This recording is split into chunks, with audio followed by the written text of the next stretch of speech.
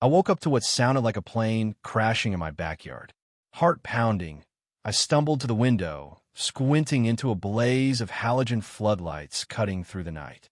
Bulldozers growled, excavators clawed at my fields, and surveyors darted around like they were on a deadline to save the world. In the chaos, I saw it. Train tracks being laid across my land. A sign glowed in the artificial light. Future site of Willow Creek Community Rail Hub, proudly sponsored by the HOA. My land. My war cry. I threw on jeans, skipped socks, and charged outside, boots sinking into the dirt. The workers didn't even glance up. One guy in a reflective vest shrugged and said, "HOA-approved project, buddy. We're just following orders." I demanded to see the deed. He smirked. "HOA handles that." I stood there, dumbfounded, as the truth hit me. These suburban overlords thought they could bulldoze my property without so much as a phone call. It was absurd, infuriating, and I wasn't about to let it slide. By sunrise, I was pacing my kitchen, phone in hand. My cousin Jake, the only one who answered, laughed until he choked when I told him the HOA was building a train station on my land. "Get a lawyer," he said, "and make them pay."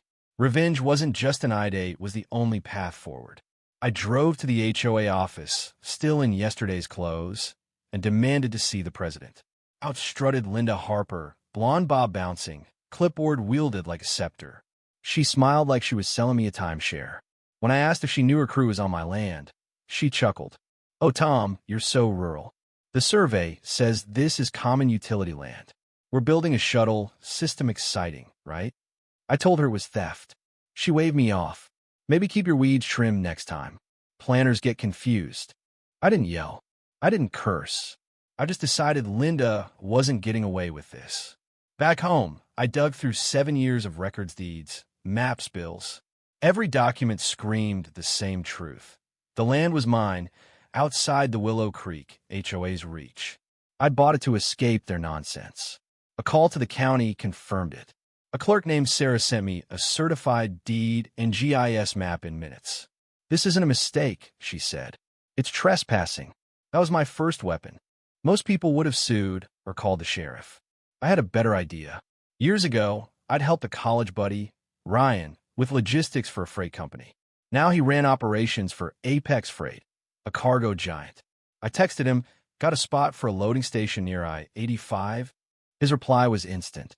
"You serious? Name your price." While Linda's crew built their precious commuter platform, I drafted a lease for Apex Freight 24/7 operations, diesel permits, livestock carriers, the works. By dawn, I had a 10-year deal ready. Apex would pay triple market value since the HOA had already half-built the platform. Linda's arrogance was funding my empire. I kept quiet, while VYing at Linda as she zipped by in her golf cart, even complimenting her Willow Creek Rail banner. She was planning a ribbon cutting next month, clueless that I was about to derail her dream. At the courthouse, I showed my documents to a zoning commissioner named Feldman, who grinned. "They built a terminal on your land? This'll be a show." He confirmed I could do whatever I wanted with my property. Apex's legal team loved the lease, and Ryan warned me to brace for pushback. "We faced worse than nosy neighbors," he laughed. "Think ranchers with dynamite." Linda, meanwhile, was in her element, mailing glossy in VY for her quaint station with flower boxes and a smoothie bar. She didn't notice the steel siding Apex installed or the ticket booth turning into a logistics office. Rumors started swirling. A neighbor, Mark, asked if the station was for freight. I shrugged. "Depends how much noise you can handle." He laughed, but the tension was building. The HOA slapped me with a code violation for commercial misuse. I faxed it to Apex's lawyers, who fired back a cease and desist letter so brutal it probably scared Linda's mailbox. Then Linda made her move. She marched onto the site, heels sinking into gravel, demanding to know why warehouse lights were going up. An Apex worker handed her a permit with the company's seal. Her face went white. She stormed off, Leah VYing her lackeys blinking like lost sheep. That night, an HOA board member, Carl, showed up at my door sweating. "We thought it was community land," he stammered. "Linda said you signed off." I asked if he'd seen my signature. He hadn't. I told him the truth. Linda lied, and now my land was a freight hub. He slumped, betrayed. The platform transformed overnight. Security gates went up, HOA banners vanished, and Apex freight signs took their place. Linda tried tearing one down, but was stopped for trespassing. Her threats to call the police went nowhere. Her frivolous complaints had worn out her welcome. The final inspection passed, and Apex got the green light for 24/7 operations. A horn test rattled windows 3 counties away. Linda emailed the community, claiming external interference delayed the commuter rail. I laughed so hard I nearly spilled my coffee.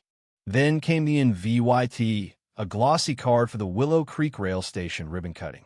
Linda was still holding her ceremony. I RSVP'd, grinning.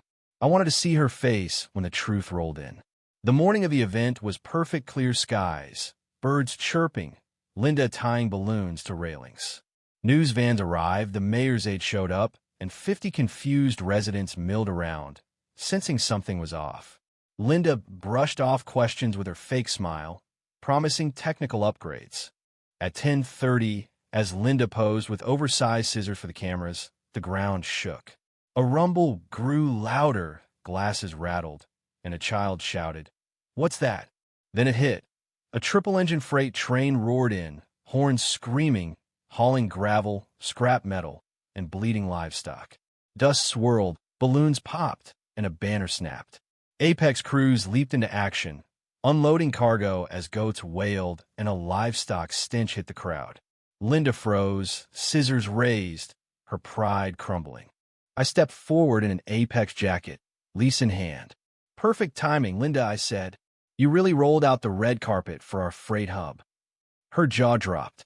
"This was a commuter station," she gasped. I handed her the lease. "It's my land, leased to Apex for 24/7 cargo.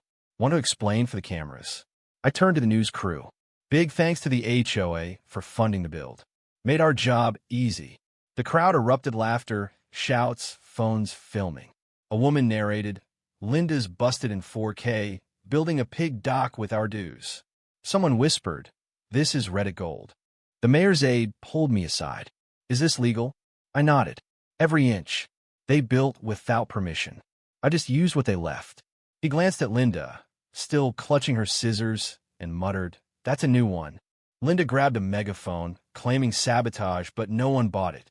Residents booed, some clapped for me, and a kid high-fived me.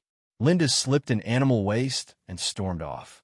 Apex offered tours, kids climbed pallets, and a hot dog truck turned it into a freight festival. Linda's big day was now my VY Tory lap. She emailed the community, accusing me of noise violations and vowing lawsuits. I forwarded it to my lawyer, who replied, "Let her dig her grave." HOA board members came to my door, some angry, others admitting Linda misled them. One offered to install traffic signs. I didn't hold grudges except for Linda. She filed a small claim suit for emotional distress, attaching memes as EVY Denke. My lawyer laughed, and the judge dismissed it in minutes, warning her not to give me a reason to countersue. Residents demanded answers. At a packed HOA meeting, Linda blamed a conspiracy, but the crowd shouted her down. "You build on his land," one yelled. "My kid can't sleep because of the horns," another added.